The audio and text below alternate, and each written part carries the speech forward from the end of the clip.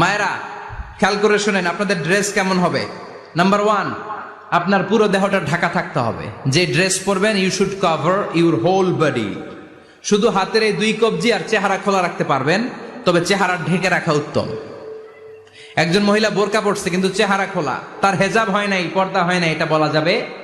কিন্তু উত্তম হচ্ছে চেহারা ঢেকে রাখা, কারণ চেহারা সৌন্দর্যের রাজধানী। Face is the capital of beauty, ঠিক কিনা?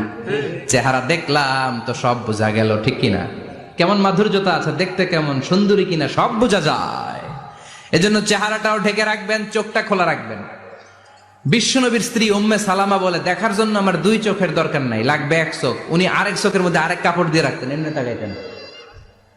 সাহাবারা বলতেন, উনারে দেখলে আমরা দিতাম দৌড়, ভয় লাগতো।